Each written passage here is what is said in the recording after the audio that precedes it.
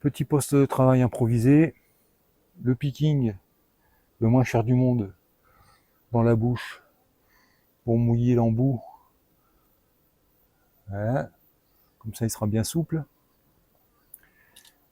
Une ruchette, pourquoi ça ne veut pas descendre là, autre chose. Ah oui, oh là là. Je suis pas un bon technicien moi. Une ruchette pour poser mes fesses, le matos dans un toit, sur une poubelle, et c'est là que je vais poser le cadre de greffage, de larve, sur un torchon. Alors un détail qu'il ne faut pas oublier, c'est que quand il fait chaud comme ça en plein air, eh bien ça sèche drôlement vite. Alors on asperge un petit peu le... Ah bah là bien sûr ça ne veut pas pénétrer.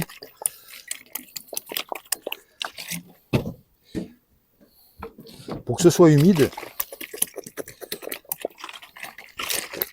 bon c'est pas non plus la peine d'en mettre des litres et des litres, hein, mais au moins qu'il y ait un petit peu d'humidité qui va s'évaporer. Parce que là, je sais pas quelle température il fait, mais ça cogne encore, hein, malgré qu'il est... on est au soir. Il va être 7 heures, un truc comme ça. Bon voilà, je suis prêt, il n'y a plus qu'à... J'ai pas mis les cupules encore dans les barrettes. Et bah, après, on passe à la suite. Un autre petit détail, une fois que vous avez mis vos cupules, faites un réappuyage de sécurité. Parce que bah, des fois, on a des cupules qui tombent... parce que c'est juste coincé par le diamètre, quoi. Ah, vous avez compris. Voilà, comme ça, c'est bien serré. Allez, petite pause. Bon, comme il fait très chaud, je veux pas qu'il y ait de perte de temps entre le moment où j'aurai fini le greffage et le moment où je vais le mettre dans le starter. Et du coup, je vais d'abord enlever le cadre de cellules qu'il y a dans le starter pour le mettre dans le finisseur. Il a 2 jours là. Le finisseur, c'est celui qui est derrière moi. Comme ça, d'habitude je fais en même temps, mais quand les conditions sont un peu plus fraîches, ça peut se faire, quoi. Il n'y a pas de souci. Mais là, il fait tellement chaud que... Oh putain, je vois qu'il y a un petit essaim encore là-bas, dans une branche. Enfin bon, certainement une ruchette là qui déborde. Bon, enfin, vous avez compris. Alors, j'ai en profité aussi pour répondre à une question concernant... Sur une vidéo, j'ai parlé des pots en plastique que j'utilisais sur les nucléi. Alors, c'est des petits pots, mais par contre, ça marche très bien sur des ruchettes, l'histoire du pot. Alors ici, c'est des seaux de 3 kg. Quelques petits trous. Alors j'ai planté 5 clous dans un petit bout de bois. Et puis je le chauffe à la flamme. Et je fais les 5 trous d'un coup. Voilà, il y a encore du sirop là. Bon, un petit trou, vous voyez, il n'y a même pas 15 mm. Hein. Ça suffit, elles y viennent. Bon, voilà, on est bon, bien cadré. Alors avant d'ouvrir, je suis con. Il faut d'abord ouvrir le finisseur. Alors je mets pause, j'ouvre le finisseur et puis... Bon, il manquait une partition dans le finisseur là. Mais j'ai pensé en ramener une. Alors il faut faire une place entre 2 cadres de couvain ouverts.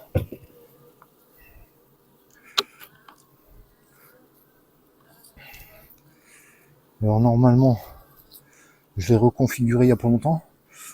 Il n'y a plus beaucoup de couvains ouverts, bon sang.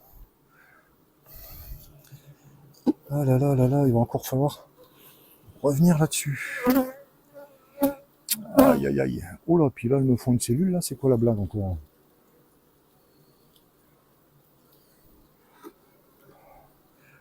Elles se sentent orphelines là-dedans?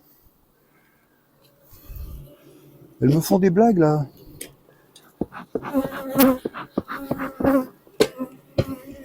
Bon, pour pas faire une vidéo trop longue, j'ai coupé, je vais visiter voir s'il n'y a pas d'autres cellules. Et puis après on passe à la suite, parce que le but c'était de faire une petite vidéo sur le greffage. On va pas y passer 2 heures. Bon voilà, selon la force du starter, j'ai décidé de mettre ou pas, les abeilles qu'il y a sur le cadre d'élevage.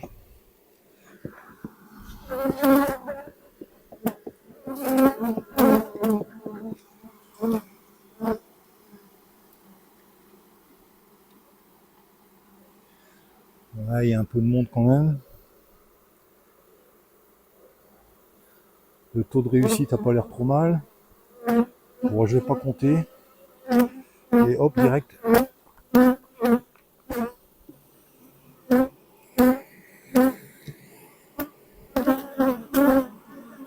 Et c'est le finisseur qui m'inquiète un petit peu parce que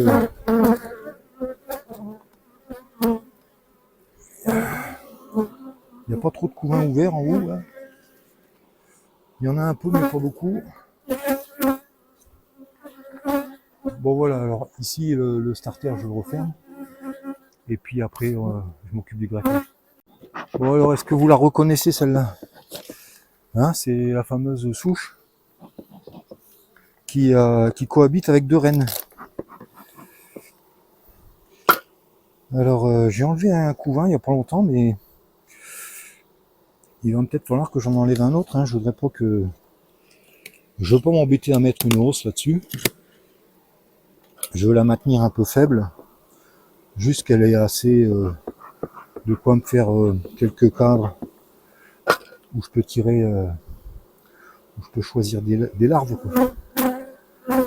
Bon, est-ce que j'ai le bigoudi dans la poche? Je sais pas. Des fois j'oublie. Oui, je l'ai. Bon, trouver un cadre avec des œufs. Est-ce que j'en avais marqué un? Je crois que c'était vers le milieu.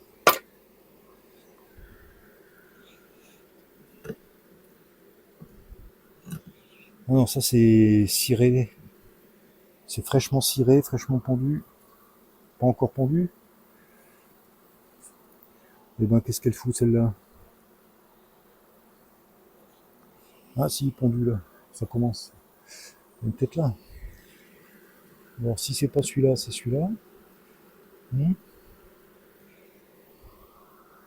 Non, c'est que du couvain, presque tout du couvain operculé. Ici peut-être. Alors, je pensais à prendre des bonnes lunettes là, hein, pour tout de suite voir qu'est-ce qu'il y a au fond des cellules. Il y a beaucoup d'œufs, il y a des petites larves. Ouais, bah c'est très bien ça. Est-ce qu'il y en aura assez des petites larves? Oui, je pense que oui. Je pense que oui. Bon, est-ce qu'il y a la reine qui se balade là? Est-ce qu'on va secouer là? Moi, je m'embête pas. Ah, là voilà, on voilà une. On voilà une. Alors je la prends dans le bigoudi pour pas la secouer. Mais après, je vais secouer le cadre quand même.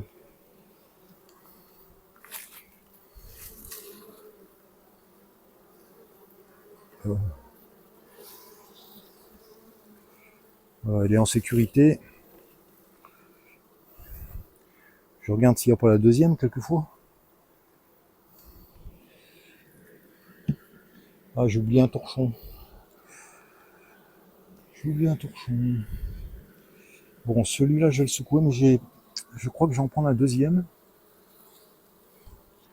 Au cas où... Oh si, c'est bon, ça devrait être bon. Allez, c'est parti.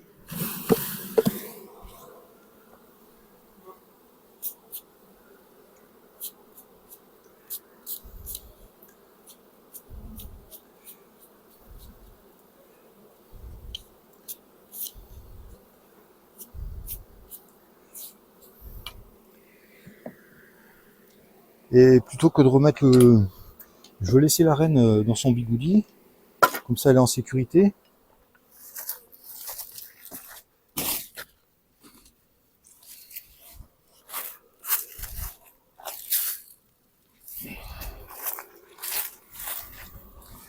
Et voilà, provisoirement, je referme comme ça avec un torchon, un chiffon.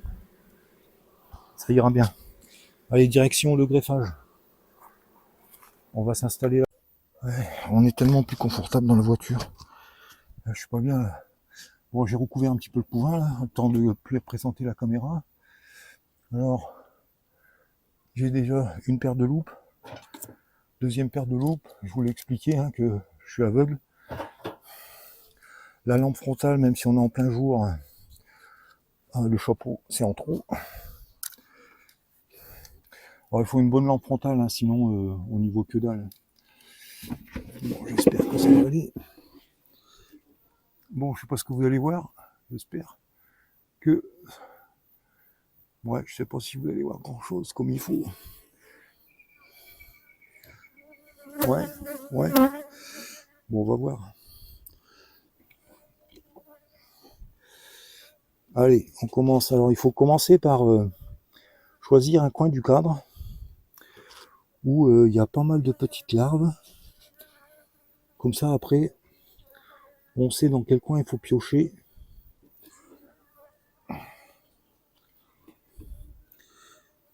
Ici, il y a surtout des œufs. Voilà, ici, je devrais trouver des larves qui sont pas très vieilles. Bon,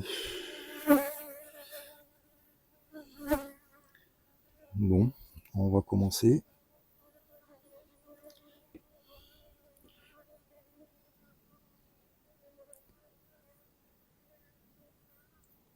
Bon, bien sûr, je suis en train de filmer, alors ça va merder.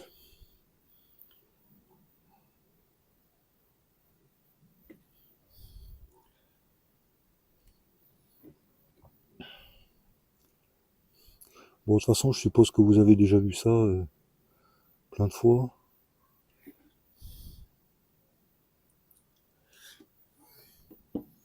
Alors, je vais essayer. Est-ce que ça va faire le point? Vous y voyez? Le plus petit possible.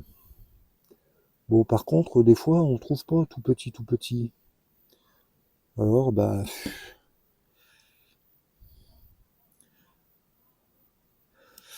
Là, les larves que je greffe, elles doivent avoir quelque chose comme 12 heures, quelque chose comme ça.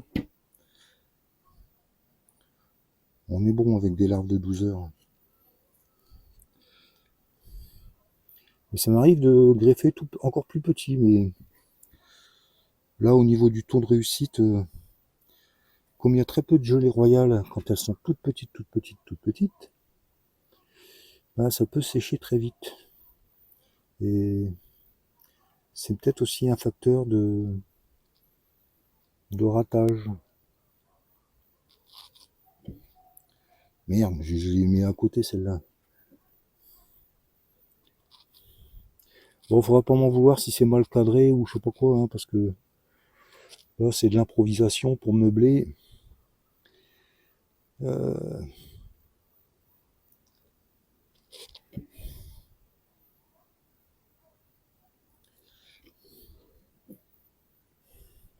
Alors en même temps, tiens, j'ai envoyé une petite pique aux gars qui veulent absolument greffer avec le cupularve, là, je sais pas quoi, là, sans déconner, ils se font chier, hein, si vous avez la curiosité, vous regarderez le, le temps que ça a pris de greffer 2 barrettes comme ça, le nombre de manipulations entre la souche, le starter, et après, bon, moi j'utilise une couveuse, mais on n'est pas obligé d'utiliser une couveuse, hein, on peut utiliser un starter qui fait finisseur. Mais au niveau des manutentions, il n'y a pas besoin d'encager la reine. Bon voilà, c'est un coup à prendre. Et puis, alors au début, on est un peu lent parce qu'on maîtrise pas, voilà, on sait pas comment se mettre, on sait pas avec quel outil travailler. Par exemple, moi, depuis que j'ai le cure-dent, là, le picking chinois, et plus personne me fera travailler avec le picking chinois, hein. Là, au moins, je vois ce que je fais au fond de la cellule. Au picking chinois, on va à la pêche au hasard, quoi. On repère une cellule, on plonge le picking chinois dedans, Et puis si on a attrapé quelque chose, on est content. Là, je sais ce que je fais, je vois d'un bout à l'autre de la manipulation de la larve, je vois ce que je lui fais. Et bon voilà, moi je préfère. Bon, après, chacun fait comme il veut. Hein. Mais en tout cas, bon, pour revenir à ceux qui refusent de faire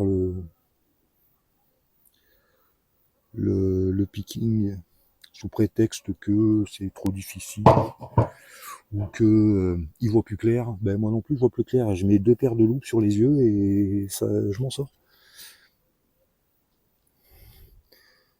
Voilà. Bon là, il fait quand même super chaud, hein, je transpire là. Ça. Alors ça, c'est un truc que je déteste, c'est quand j'ai de la transpiration qui me coule dans les yeux. Alors, des fois, ça me coule sur les lunettes et après, je vois plus rien.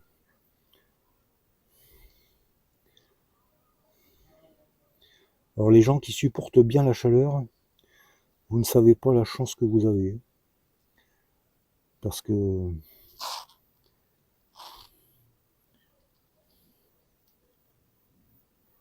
des fois, quand j'ai travaillé quelques heures en pleine chaleur, après, il me faut autant de temps pour m'en remettre, hein, parce que j'ai le corps tout bouillant.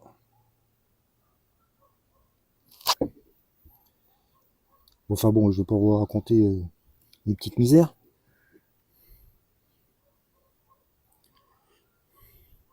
Bah si, je vous les ai racontées quand même, ma panne de voiture là. Voilà, je suis obligé de faire du vélo. Putain, j'ai cru que j'allais mourir. Pourtant, il n'y a pas loin, hein. Il y a de la maison et j'ai 1 kilomètre à peine. Mais bon, c'est pas plat, hein. On n'est pas dans le nord ou en Belgique là.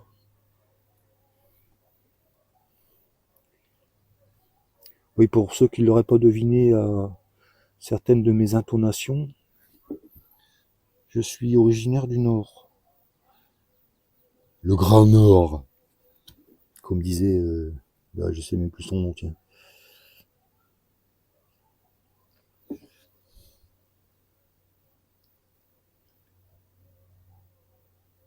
Alors s'il y a des ch'tis qui regardent mes vidéos, bah, je leur fais un petit coucou particulier.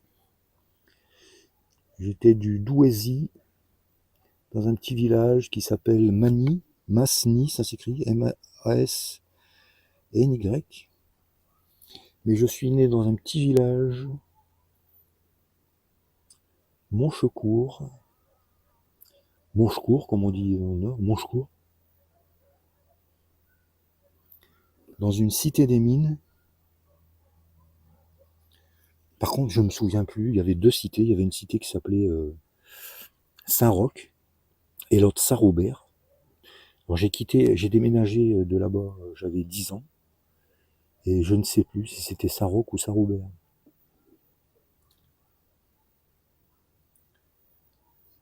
Je suis un déraciné. On a beau se faire repousser des racines hein, quand on déménage, mais il nous reste toujours des racines de nos origines. Et quoi qu'on fasse, on peut pas s'en défaire. Hein. C'est naturel.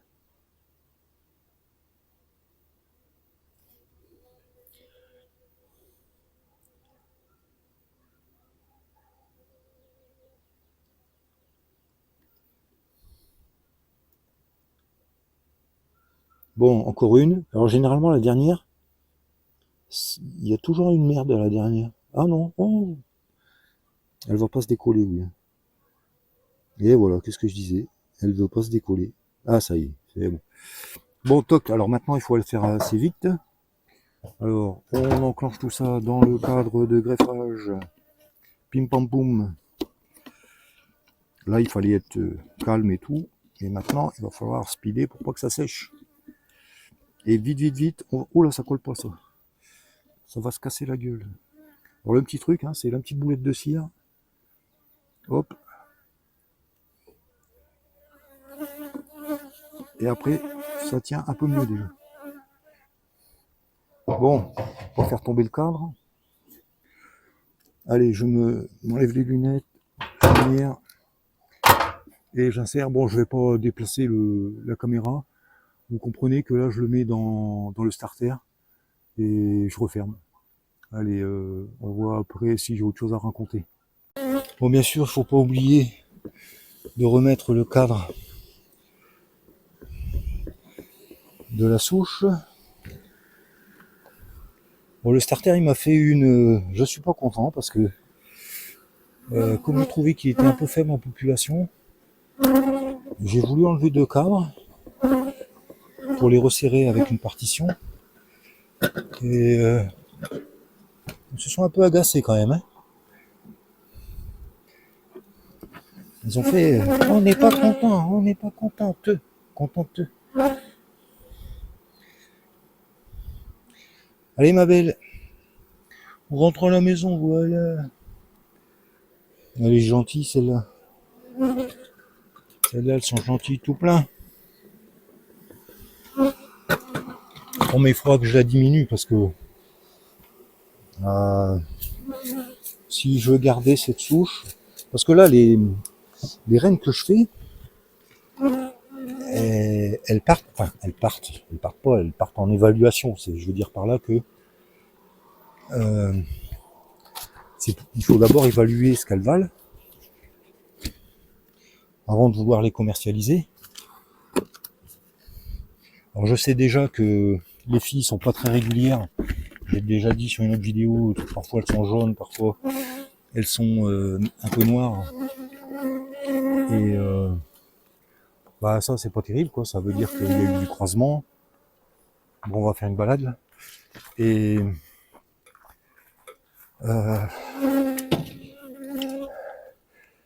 donc en fait, quand on fait comme ça la sélection de souches, bah, il faut d'abord faire une évaluation, ce qui peut prendre une année, puisque les rennes, avant qu'elles se fassent féconder, ensuite il faut les mettre dans des ruchettes, ensuite il faut voir comment elles se comportent, comment elles se développent, etc. Et donc la souche, il faut essayer de la conserver le plus longtemps possible. Bon, va jouer ailleurs, toi, tu m'embêtes là. Dans le micro, là, il t'a fait quoi le micro?